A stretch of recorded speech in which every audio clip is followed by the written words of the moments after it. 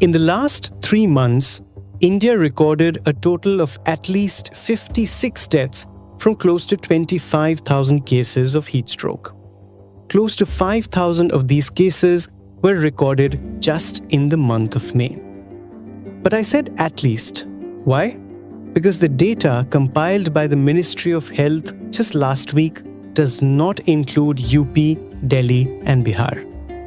UP and Delhi, two of the worst heat-affected states in the country. Here's more.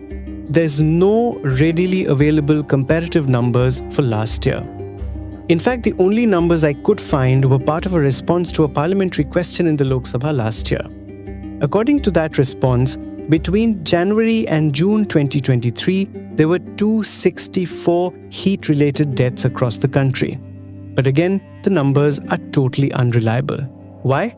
Because Delhi just showed 1 death, Rajasthan showed 0, UP 12, and Kerala, which hadn't registered a single death since 2015, showed 120 in just 6 months of 2023. In these statistics and their anomalies lies the core of the heatwave problem that affects you and me. Not just lack of awareness, but also data and records, and hence lack of adequate action and solutions. In the first part of this episode yesterday, we spoke of the impact of an increasingly scorching India on sectors like agriculture, on the productivity of the labor force, and on our consumption patterns. Today we delve into the challenges of detecting, diagnosing, recording and tackling heat waves, and also possible solutions to these issues. It's Wednesday, the 12th of June. From the Economic Times, I'm your host Anirban Chaudhary. This is the Morning Brief.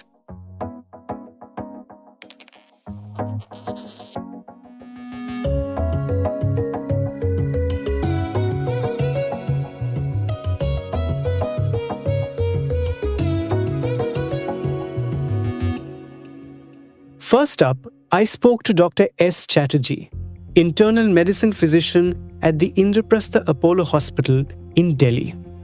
I asked him a basic question. What are the ways in which extreme heat impacts us? Heat-related illnesses can be mild, can be severe. Mild illnesses like a heat rash, where you develop a lot of rash on your body, you're feeling very warm, you're sweating profusely, and you develop rash. They are basically heat rash. Then comes heat exhaustion, where basically if people are exercising in the heat or they're working in the peak of heat outside, or they are wearing very tight clothes, dark colored clothes, they're not hydrating themselves, they can really feel exhausted. They would also sweat and they would feel tired. So this is the type of illness which is the next step, which we call as a heat exhaustion. But the more serious type, and that is what we are really scared of, is what we call as a sunstroke. In a heat stroke person, actually your body loses the ability to sweat and all that and to cool your body temperature. And unfortunately, the core body temperature rises above 40 degrees, which is almost, if you don't treat it on time, may be incompatible with a healthy life. It actually starts affecting, if you don't treat it, it actually starts affecting different organs. It can affect your brain, it can affect your heart, it can affect your kidney, it can affect your liver. Heat stroke is an illness which can really kill people. It's a medical emergency. And quite a few people don't understand this. So people often come with a high-grade fever and they can become drowsy. What is the more common diagnosis? When people come with high-grade fever and drowsiness, people think, oh, it could be an infection of the brain. Or the other thing is what is called as toxic encephalopathy. So these are things which are the alternative diagnosis. So people and the medical fraternity have to be aware that just heat-related illness can cause these symptoms and not necessarily infection. So that's the awareness which needs to be there in the people as well as the medical fraternity. Why do you think it's more difficult to deal with heat strokes?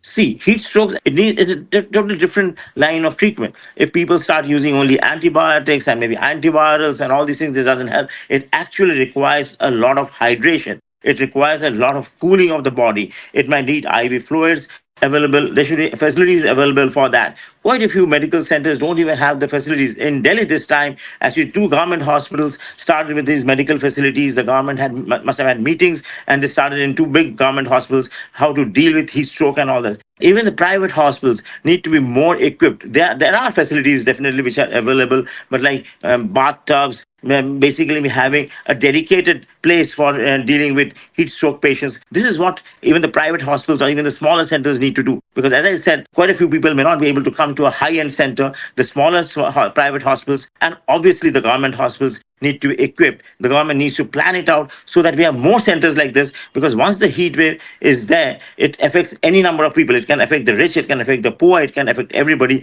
if we are not aware of how to deal with it. Dr. Chatterjee, you're a medical practitioner in a severely heat impacted place like Delhi. Have you got more heat related cases this year than last? Are they increasing? This year, the people who presented with even minor heat related illnesses was much more than the previous years. There's no doubt about that. Can you cite the example of your most critical heat affected patient this year? One person who used to was brought by a company person because he was one of the people who was working on the field digging some electric lines and all that. So he came with a heat stroke. He had a very high temperature. He was about 41 degrees centigrade. He was very warm. He was totally dry. The pulse was steady. It was a very thin pulse it was, and it was racing to about 140, and the blood pressures were down. He was not coherent. He was speaking abnormally. And then we thought that because of his the way where he was working, it may not be a malaria or a typhoid where he's having such a high grade fever, but most probably a heat stroke. So once you are aware, and once you are aware of the environmental conditions, you have to suspect that is a heat stroke. So we had to shift him to the emergency straight away. Maybe we gave him a bath, we sponged him, and we gave a lot of IV fluids. And then obviously, slowly and steadily, we shifted him even to the ICU. And was over a Oh, God. couple of days, he started improving a bit more. And luckily, we saved him. But because these are the people whom you can lose if you don't treat heat stroke or sunstroke at the appropriate time with the right treatment, which is not very difficult. If you don't do it, you might actually lose the patient. There are several long term heat related impacts too. Here's Dr. Rajiv Jayadevan, Chairman, Indian Medical Association, Kerala Research Center. There are several long-term impacts. It's a very large canvas that we're talking about. For instance, let's say if take the agricultural sector, if the heat waves are relentless, it could affect the crop volume. The production can drop. This leads to obvious problems such as shortage of food, increase in prices, farmers' distress, and that goes into a vicious cycle. And then the socio-economic effects of this can be tremendous. Then we have forest fires, and that can have devastating effects on the air quality. So the air quality itself can be a problem as a result of the heat, and that can lead on to health issues that primarily respiratory, and there is also other chronic illness risk, including cancer. So all of these are connected in one way or the other. Now, infectious diseases in general, in warm weather, they thrive. We know that. A typical example is chickenpox, which loves warm weather. The virus, for some reason, gets more activated in warmer temperatures, and it spreads rapidly among people who've either not been vaccinated for chickenpox or who have not had prior chickenpox infection when they were younger. Then there are so many other respiratory viruses that thrive, and then there are waterborne diseases, which are quite common in tropical countries like ours, partly because of contaminated water supply or inadequate hygiene while handling Right. drinking water. We have heard about dengue, which is a viral illness that has been particularly severe over the last 6 to 12 months. And how dengue spreads, it's a virus that spreads exclusively through mosquitoes. And mosquitoes breed in water. So imagine the eggs being laid there, and then the water dries up. We would think the eggs might die, but here's the fascinating part. These eggs can remain alive for months together, and when the rains come, they hatch, and within 10 to 12 days, the adult mosquito comes out. Now, what has heat got to do with this? When there's extra heat or excess heat, this cycle goes faster. So instead of 12 days, the mosquitoes can come out in 11 days or 10 days. So on a large scale, there are billions of mosquitoes that come out in a region. You can imagine how much trouble it can cause. So, doctor, I'm in Bombay right now, and it's just started to drizzle, and it's the same in some other cities in the country as well. And this is the onset of humidity, which has its own set of problems. Would you talk to me a little about that? Yes, for our listeners, the amount of water vapor that is in the air around us. As we all know, it varies. Like you said, it's drizzling in Bombay, and therefore there will be greater amount of water in the air.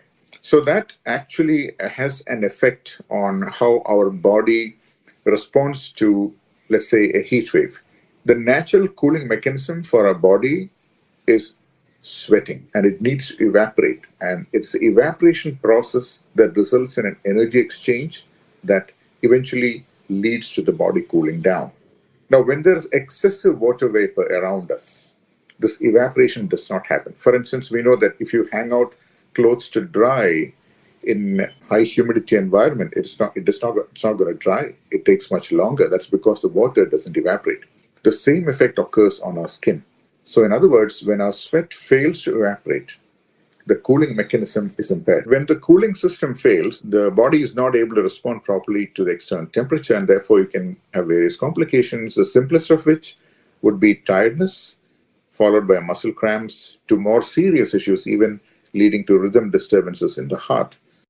Dr. Jayadevan, how can heat related issues be managed at a personal level? For example, if a friend of mine has suffered from a heat stroke and there's no doctor or hospital nearby, how can I attend to him? Yes, assuming that there is someone who is a victim of heat, of the heat wave, we're assuming that there's such a person. What do we do with this person? So the first thing is to bring this person or move this person safely to a cooler place wherever that is possible. So it could be a room that has a fan overhead, or it could be an air conditioning room if that's even possible, and attempt to cool this person's body down in various means. You could use a newspaper to fan this person if there's no electric fan. You could loosen the person's clothes so that there's air circulation. You could apply cold water sponges on the person's forehead to cool the forehead down, and also in the armpits. Now, these are commonly done things when the body's temperature goes up. But these are only first aid measures. It should be, if the person is unconscious, the person should be kept on the side. So if the person vomits, the person does not choke on the vomit and die. So, unconscious people should be nursed on the side with one leg over the other, like you would sit on a chair cross-legged. So that is one position that it's called a safe position, or the recovery position in technical terms. And then immediate medical attention must be sought. So it really needs a doctor to come and diagnose what really happened with this person. For instance, it might not be a heat-related event. What if this person had a stroke or a heart attack or a cardiac arrest, which is basically stopping of the heart due to other causes? What if the person needs CPR? I'm describing these about an individual who has apparently collapsed from the heat, lying on the ground, and is breathing on their own, which means that there is no cardiac arrest. If the person is breathing well, remember, there is no cardiac arrest. In a person who's had a cardiac arrest, they will not be breathing. So that's the difference. So once the person is moved to the casualty, the doctors will make an assessment, see what the diagnosis is. Remember, as I said, just because a person was exposed to heat, that doesn't necessarily mean it's a heat stroke. So they will make a preliminary diagnosis, and they follow protocols on people who have collapsed. So there are many reasons why people collapse. And if indeed the person had collapsed as a result of heat, then they have some revival mechanisms, to gradually cool the body's temperature down to more complete levels, to start IV fluids and other treatments based on their initial assessment. And yet, Dr. Jayadevan, people complain about various levels of apathy, even from the medical fraternity, especially if someone has gone to them complaining of heat-related issues. It happens a lot in small towns, for instance, which is something I gathered when I spoke to farmers and workers working in smaller towns. How are our medical facilities inadequately equipped to tackle these issues? And is that a reason that leads to underreporting of cases? If you look at the average emergency room, which is a busy place in either a public hospital or in a large private hospital, all sorts of health problems come in to seek attention. If you look at only the emergencies, there can be people with road trauma coming in, you can have people with strokes, heart attacks, unconsciousness. Many people choose a shortcut to enter the emergency room, and because they know that they will be seen. So if you look at that scenario, when a patient comes in with, say, loss of consciousness or profound weakness, the doctor does not have a lot of time to sit and take a history, and they, with a lot of people to tend to, a diagnosis may get entered saying something like collapse, dehydration, stroke, etc. It might have been caused by the heat wave, but the doctor might not necessarily enter that in the record if you look at the total workload that the doctor is handling. Would you spend your time doing the extra piece of history and documentation, or would you rather give the clot busting injection to the heart attack patient waiting in the next bed? So that is one issue. The second is that the doctors themselves need not have an awareness that this might be related to the heat, because they might have been seeing similar cases coming even without the heat.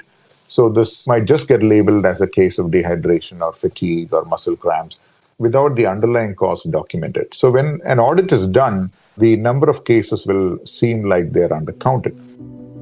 Last week, the Ministry of Health asked states and union territories to report on heat-related cases on a more regular basis. But the problem of awareness and action spreads wider than our healthcare facilities, and it's deeper. Here's Aditya Valyathan Pillai of the Sustainable Futures Collaborative, who's done extensive work on heat impact and their solutions. In terms of India underreporting heat waves, the problem is we don't really have a localized understanding of what a heat wave is, right? So in the sense that a heat wave becomes a problem when it surpasses the adaptation limit of that community or that society, right? So basically, it becomes a problem when people can no longer work, when you start seeing OPDs, outpatient departments, fill up, and people start dying, and so on. Now, usually to declare a heat wave, you have to have a temperature at which these things start happening.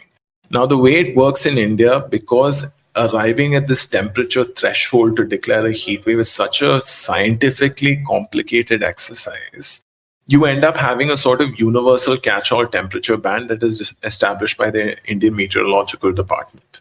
So, in a sense, what might be happening is there's several places that could be having heat wave type effects seen at a much lower temperature than when the heat wave is declared. And in other places, the heat wave might be declared well before you start seeing the actual effects that you're trying to guard against. The second thing is also in terms of the impacts, we have a really big problem in terms of counting deaths. This is a global problem, and this is mainly because heat deaths are really, really confusing. And they're confusing because they're conflated with other comorbidities. So you could see a person having a heart attack that might have been triggered by heat, and that is counted as just a heart attack rather than a heat death, right? And globally, there are fairly comprehensive guidelines on how to catch a heat death, the conditions that need to be met to be categorized as a heat death.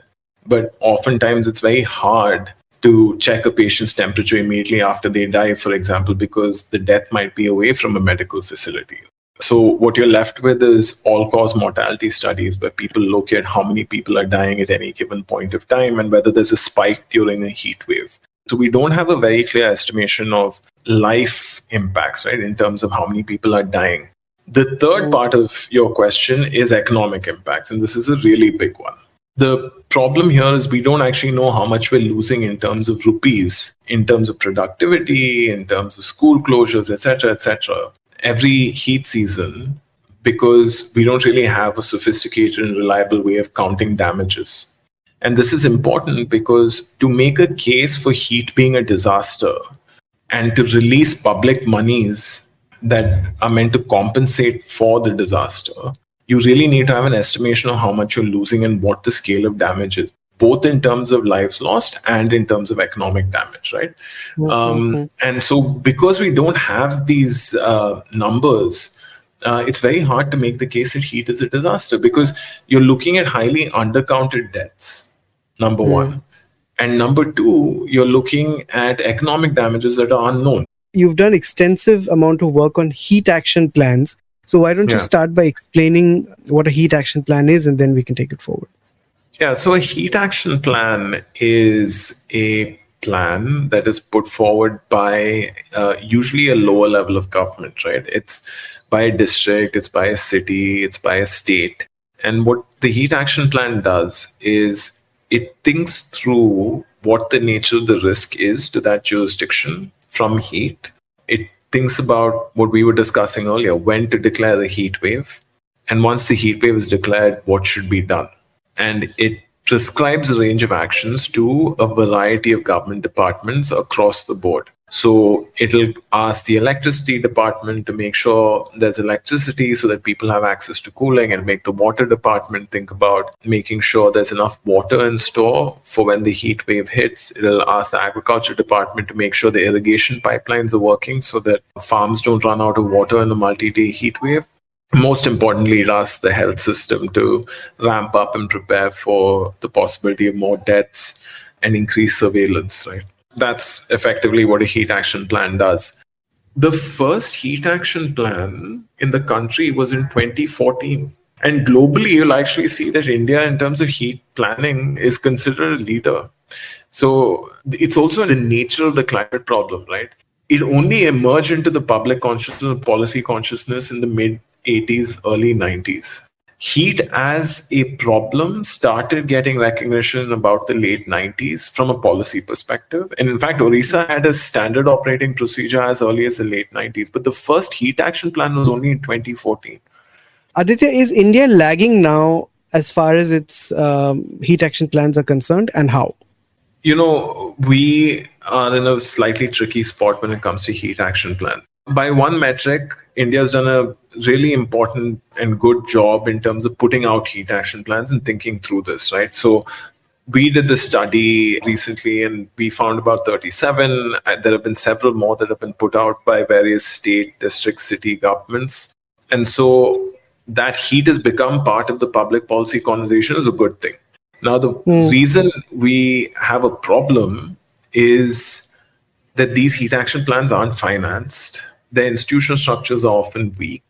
So there's very little by way of monitoring and evaluation, accountability from that sense. It's not really clear how vulnerable populations get to have their voice heard in the planning and implementation processes. So there is a long way to go in developing the next generation of heat action plans that are actually focused on implementability. So one problem is a lot of heat action plans do not have legal grounding. They're not notified under an act. Now, heat is such a new policy issue that it doesn't have that kind of institutional plantedness. It doesn't have institutional roots. So this is actually a major problem that sort of needs to be fixed. So I think where we are right now, just to summarize, is we've made a start. Coverage is increasing in terms of the number of places that have heat action plans. And in that sense, we're actually a global leader. But now we really need to come down to brass tacks of how do we implement this stuff, particularly with a view to the fact that Indian heat stress is going to increase drastically over the next 10, 20 years, right? It's going to be a double whammy because we're going to be throwing up more carbon dioxide into the atmosphere globally. And Indian cities are becoming denser, more people are living in them, they're going to have more concrete poured into them. So you're going to have this nasty thing called the urban heat island effect, which actually amplifies and stores this heat. And so there are going to be many, many, many hundreds of millions of people who don't have access to cooling, who don't have money in their pockets, who are going to have to live through this, right? Which is why we need to now think through actually making these plans implementable and the next generation of heat action plans. Super important agenda item. There is also a need to correctly identify vulnerable groups, right? Yes, yeah. So this is a very important thing, right? One of the general problems across the board with these plans is they're very blunt instruments in actually telling implementers where to look and who to approach and give protections and guarantees to. So you have a city of 20 million people. The heat action plan applies to all of them, but you can't target all 20 million people before a heat wave, right? In the heat world, in the heat literature, there is a fairly clear sense of who is vulnerable and who is not, right? So it's people who are highly exposed to it. So, your gig worker, for example, the Blinkit delivery guy who shows up in 10 minutes but does, 12-hour shifts during a heat wave. But also people who are sensitive to this and vulnerable to this, in the sense that a pregnant mother, for example, or an Right. extremely old person, these people actually have a huge level of risk, much higher than what your normal office going individual with access to AC has, right? Now, the point of a heat action plan is to identify those people, figure out exactly where they are and target them and make sure they have what it takes to battle through a heat wave, right? They have access Which to is not shade. Now, which is not happening right now. it's happening in the breach, in the sense that there are some places that actually do vulnerability assessments. And over the last year, we've seen a few more places take vulnerability assessments seriously. That is not a universal phenomenon by any stretch of the imagination, right? So often what happens is you have a heat action plan that says, okay, these are the 20, 30 things that you need to do, but doesn't tell you where to go and implement them in this large city, district, or state, which makes the plans completely ineffectual. Aditya, what would be your 5 to 6 recommendations on an overall planning and execution level to tackle the menace of heat better? Well, the first and most important one is we really need to have a financial pathway to implementing these heat action plans. And that really is going to involve using pretty much every lever of public finance we have. So that is budgetary allocation, finance commission money, local government funds, centrally sponsored schemes, the whole mix.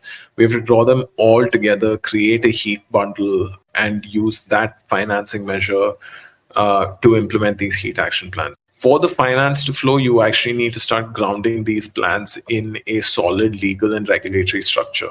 And that means you really need to make sure that there is something by way of attaching the heat action plan or appending the heat action plan to either the Disaster Management Act or some sort of policy in that state that gives the HAP some firm grounding. That is very important. We really need to ramp up on capacity building, both within the state and outside the state. And by that, I mean government officials themselves need help and assistance in trying to figure out what measures they should be implementing in which communities are worst affected by heat, right? And then similarly, heat vulnerable communities themselves don't really have a clear idea of what the risks are. So these are things that are supremely important. And connected to this is thinking about notifying heat waves as a disaster, right? The problem is heat is such a new phenomenon that has not been officially notified as a disaster, which means it cannot access disaster management funding, nor does it carry as much weight within the state structure, right?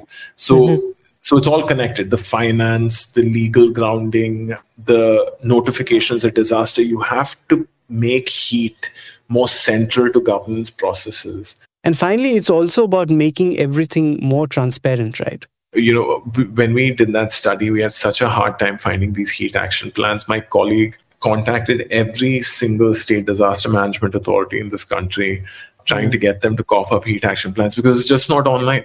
So you really need to have the stuff publicly available. So people, civil society, government officials, everyone's on the same page on what needs to be done. Right? And you need to have a national repository of these things, right? Somebody needs to be collecting and collating these things. So we have a baseline of what the policy response to heat is. These are simple things, but need to get done. And everything I've said so far is actually very indicative and reminiscent of a policy issue in its infancy. What people were warned about, but didn't really act on, was that these climate impacts that we're seeing now, this extreme heat and so on, has come much earlier than anticipated. It's here, it's happening, it is taking people's lives. It's not too late because it's actually going to get much worse. So the problem you're trying to deal with doesn't even exist yet. Okay, it's going to get much worse. So we really need to ramp up now. That's it for today. You were listening to this episode on The Morning Brief. We hope you liked this audio deep dive. It was produced by Vinay Joshi, sound designed by Indranil Bhattacharjee. The Morning Brief drops every Tuesday to Friday on a listening platform of your choice. Keep listening, be aware, spread awareness about the world you live in and what's happening to it. Have a good rest of the week.